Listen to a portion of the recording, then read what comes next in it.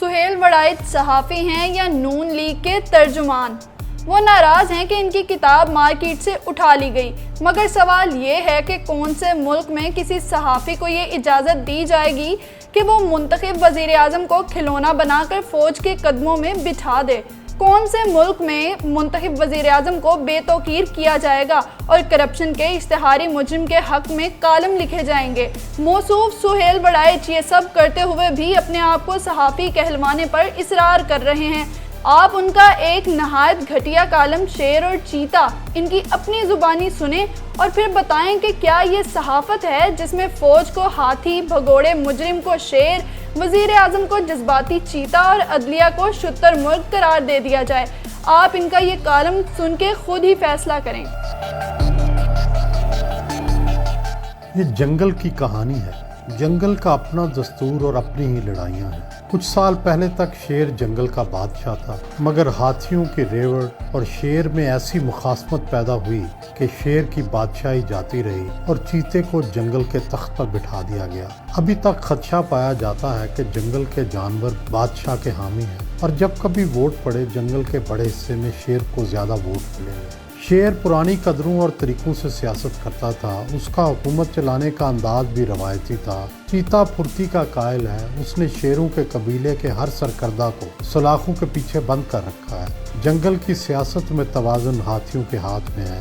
ہاتھی بڑے ریوڑ کی شکل میں رہتے ہیں، ان کی یاداشت تیز ہے اور یہ سارے اپنے قبیلے کے سربراہ کے ڈسپلن کے پابند ہیں۔ شیر کو اقتدار سے نکالنا آسان نہ تھا، مگر ہاتھیوں کے گروہ نے شتر مرغ کو منصف بنا کر شیر کو آؤٹ کر دیا۔ ہاتھی چیتے کو اقتدار میں لے تو آئے ہیں، مگر 100% اس کے احکامات بھی نہیں مانتے۔ شیر بیمار ہوا تو ایک دوست بوڑھا ہاتھی اس کی مدد کو آیا اور اسے باہر علاج کے لیے بھجوا دیا۔ چیتا اب روز کہتا ہے کہ میرے ساتھ دھوکہ ہوا۔ شیر کو دھوکے سے قید سے نکال کر محفوظ مقام پر پہنچا دیا گیا۔ شیر پہلے تو خاموش رہا، مگر چیتے نے جب سے روزانہ شیر کو چیلنج کرنے اور واپس بلوانے کے بیان دینا شروع کیے ہیں، شیر اب بولنے لگا ہے، اور شیر جب بولے گا تو چھپر پھاڑ کر بولے گا۔ چیتا اور ہاتھی اتحاد ویسے تو مثالی ہے، لیکن اگر چیتے نے شیر کے علاج کے پیچھے محرکات کو جاننے کی کوشش کی تو ہاتھی ناراض ہو سکتا ہے۔ جنگل میں دریائے سندھ کے آخری حصے پر گوریلا حکومت قائم ہے۔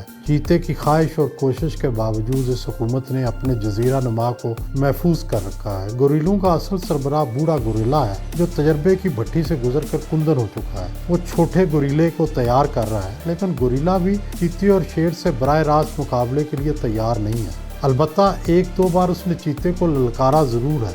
بارشوں کی تباہی نے گورولے کی حکومت کو مشکل میں ڈالا ہے، لیکن اب ہاتھی اور چیتا بھی مدد کو پہنچ گئے ہیں، کیونکہ اس حوالے سے سارے جنگل میں بے چینی تھی۔ جنگل کی واحد بندرگاہ معاشی مرکز بھی ہے، اس کے حالات خراب ہوئے تو سارے جنگل کی معیشت خراب ہو جائے گی۔ چند روز پہلے جنگل میں منگل کا سما تھا۔ چیتا اپنی 2 سالہ کارکردگی جنگل کی عوام کے سامنے پیش کر رہا تھا۔ ہاتھی بھی سجے سجائے اور تمغے لگائے موجود تھے۔ شیروں کی نمائندگی شیر بادشاہ کو چھوڑنے والے ساتھی بھی کر رہے تھے۔ یہ شیروں کا فارورڈ بلاک ہے جو اب چیتے کی حکومت کا حامی بن چکا ہے۔ 2 سالہ کارکردگی کی تفصیل بڑی متاثر کن تھی، مگر جنگل کی مخلوق مطمئن نہ ہوئی۔ ایک چالاک لومڑ نے تو چیتے بادشاہ سے یہ سوال بھی جڑ دیا کہ پہلے بادشاہ کے دور میں اناج عام ملتا تھا، اب کیا ہو گیا ہے؟ چیتے بادشاہ نے فوراً کہا، یہ سارا شیر کے مافیا کا کیا دھرا ہے۔ برسوں سے یہ مافیا راج کر رہا ہے اور اب بھی ہماری حکومت کو یہ مافیا چلنے نہیں دے رہا۔ اس پر خوش آمدی کبو نے زور زور سے کائیں کائیں کر کے چیتے بادشاہ کی ہاں میں ہاں ملائی۔ جنگل کے جنگلی تجزیہ نگاروں کا خیال ہے کہ دسمبر تک چیتے اور شیر کی جنگ ٹھنڈی ٹھنڈی رہے، لیکن جب سے شیر کو واپس بلانے کے حوالے سے پیش رفت شروع ہوئی ہے، شیر نے بھی اپنی ڈوریں ہلانی شروع کر دی۔ پہلے شیر نے اپنی بیٹی کو باہر نکالا، اب شیر نے اپنے قائم مقام بھائی کو بھی بندرگاہ کی طرف روانہ کیا اور وہ وہاں گوریلے باپ بیٹے سے بھی ملا، مگر معاملہ نشستن گفتن برخاستن تک ہی محدود رہا۔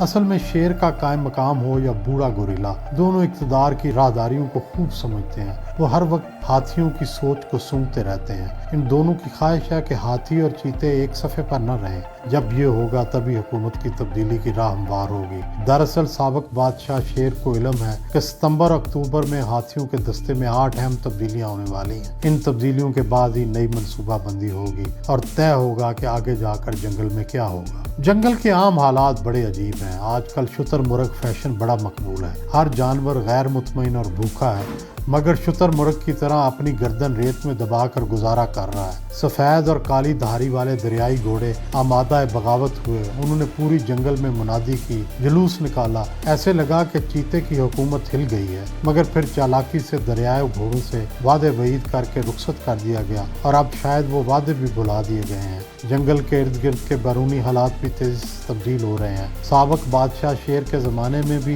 बैरूनी हालात अंगड़ाई ले रहे थे। उस ज़माने से लेकर अब तक फैसलों को टाला जा रहा है, मगर एक वक्त आएगा कि चीते और हाथी को बैरूनी दुनिया के बारे में अपनी पॉलिसी वज़ा करनी पड़ेगी। सच तो यह है कि हमारा जंगल इस वक्त भंवर में है। अफगानिस्तान में आलमी सतह पर बड़े फैसले हो रहे हैं। इन फैसलों में हम फरीक हों या ना हों, इन फैसलों के असरात में हम फरीक ज़रूर होंगे। गुज़श्ता 41 साल से हम अफगानिस्तान से आने वाले बारूद और लाशों को भुगत रहे हैं। अब ऐसा कुछ करना होगा कि हमारे जंगल में अमन रहे और अफगानिस्तान में जो भी हो वो वहाँ तक ही महदूद रहे। जंगल की बादशाही अजब शय है। जो भी बादशाह बनता है वो माजी से सबक नहीं सीखता। तारीख ये सबक सिखाती है कि ना कोई शेर हमेशा सलामत रहता है और ना कोई चीता हमेशा बरसर इक़्तिदार रहेगा। जंगल और उसकी मखलूक का भला करने वाले चाहे इक़्तिदार से रुखसत भी हो जाए, उसका नाम जिंदा रहता है। बकौल चीते के वो एक तवील जदोजहद के बाद आया है। ज़रूरत इस बात की है कि वो अपने गिर्द माहिरीन और सियासतदानों की ऐसी टीम रखे जो उसको तरजीहात के बारे में सही मशवरे दे। फिलहाल कोई मेगा करप्शन केस नहीं हुआ तो कोई मेगा प्रोजेक्ट भी सामने नहीं आया। जंगल की बादशाही जाते देर नहीं लगती, वक्त ज़ाया न करें। अपने एक कॉलम में मौसूफ सुहेल वड़ाइच अदालत से झूठ बोलकर भाग जाने वाले नवाज शरीफ को वापस ना आने का मशवरा देते दिखाई देते हैं। यानी एक तरफ अदालत इन्हें बार बार बुला रही है, लेकिन सहाफ़ी मोहतरम कहते हैं कि वो क्यों वापस आएं। अपने एक और कॉलम वो कब आएगा में मोहतरम सुहेल वड़ाइच साहब क्या फरमा रहे हैं, ज़रा ये भी इन्हीं की ज़ुबानी सुन लें। साफ लगता है कि वो अभी नहीं आएगा। इलाज करवाएगा, दिल का बाईपास होना है, उसके मरहले से गुजरेगा और फिर सियासी लाए अमल सोचेगा। वैसे भी उसे क्या पड़ी कि वो वापस आए। ना तो कोई तहरीक चल रही है, ना इलेक्शन का मौसम है, ना मुल्क की सियासत में तलातम है, ना हुकूमत और रियासी अदारों में खलीज की कोई खबर आ रही है। महंगाई, बेरोजगारी और बेचैनी मौजूद है, मगर उबाल की सतह पर नहीं। ऐसा नजर नहीं आ रहा कि लोग घरों से बाहर निकलने वाले हैं। ऐसे में वो क्यों ना बेफिक्री से लंदन में आराम करे, इलाज करवाए, अपनी यादाश्त खोती माँ के साथ वक्त गुजारे, मौका मिले तो हाइड पार्क में सैर करे, अहले खाना के साथ काफी पिए या खाने खाए। वो यहाँ आता है तो सीधा जेल जाएगा। वही अदालतों और हाजिरियों के चक्कर, वही जजा और सजा का मामला। पहले भी बीमार हुआ और इस कदर शदीद बीमार कि हुकूमत को खुद उसे जेल से निकाल कर अस्पताल में दाखिल करवाना पड़ा। मुश्किल से इस सूरत हाल से जान छूटी थी, फिर क्यों इस हाल में चला जाए। वो क्यों ना इंतजार करे कि हालात में कुछ तब्दीली आए, कोई इख्तलाफ पैदा हो, सियासत में गर्मी आए, अदालती इंतजामी या रियासती इदारों में उसके हक में कोई तब्दीली आ जाए। फिलहाल वो देखो और इंतज़ार करो कि पॉलिसी पर गामजन है और उससे यही पॉलिसी सूट करती है। दरी असना पार्क लेन लंदन के 3 फ्लैट्स को 2 फ्लैटों में तब्दील कर दिया गया है। छोटे छोटे कमरे हैं मगर गुजारा हो रहा है। हसन का खानदान तो वहीं रहता है, हसैन की फैमिली भी आजकल वहीं मुकीम है। जरूरत पड़ने पर उसी बिल्डिंग का एक और फ्लैट भी किराए पर ले लिया जाता है। जगह कम होने और मेहमान आने पर बाज दफा गद्दे डालकर भी काम चलाया जाता है। लोग उसे सादा कहें, भोला समझें या उसे खुशनसीब करार दें, हकीकत यह है कि वो बहुत गहरा है। हर शख्स से सियासत पर मशवरा करता है मगर अपने दिल में क्या है उसका किसी को मालूम नहीं होने देता। 1983 से लेकर 2020 तक के 37 साल में उसने अपने वोट को मुसलसल बढ़ाया है, अपनी मकबूलियत को बरकरार रखा है। उसे इकनॉमिक्स के पेचीदा फार्मूलों का इल्म हो ना हो, अवाम की खुशहाली के फार्मूले का इल्म है। उसे इंजीनियरिंग की ड्राइंग का इल्म हो ना हो, तामीरात और सड़कों की अहमियत का इल्म है। उसे इल्म सियासियात के अबवाब से आगाही हो ना हो, ये ज़रूर इल्म है कि कब बोलना है और कब सियासी तौर पर खामोश रहना है। वो कई बार मुश्किलों से गुजरा। परवेज मुशर्रफ के साथ डील सियासी तौर पर खुदकुशी के मुतरादिफ थी, मगर उसने हरमैन शरीफैन में बुलाए जाने के बयानिए में उसे ऐसा मलफूफ किया कि कई साल तक जलावतनी या डील के दरमियान फर्क ही महसूस न हो सका। फिलहाल भी नवाज शरीफ की पुरस्कार खामोशी का सबब सरासर सियासी मसलियत है। वो जुबान उस वक्त खोलेगा जब सियासी मौसम उसे सूट करेगा। वो पुरानी वजह का सियासतदान है, ठंडा ठंडा चलता है, मगर उसकी सियासत की टाइमिंग कमाल की है। टाइमिंग में सिर्फ एक बार चूका है, जब तीसरी बार वजीर आज़म बनने के बाद उसने JTI के पास अपनी हाजिरी को बिला तामुल कबूल कर लिया।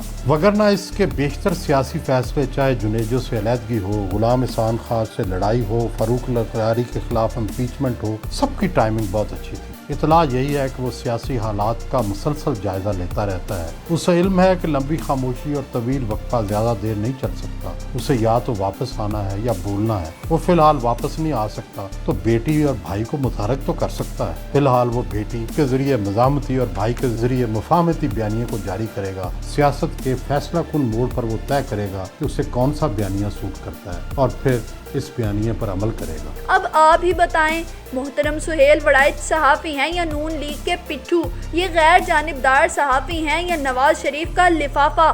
क्या ऐसे शख्स से पूछना चाहिए कि ये कंपनी चलेगी या नहीं?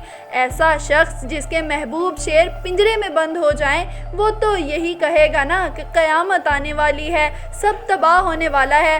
वो तो यही शोर मचाएगा ना कि ये कंपनी नहीं चलेगी।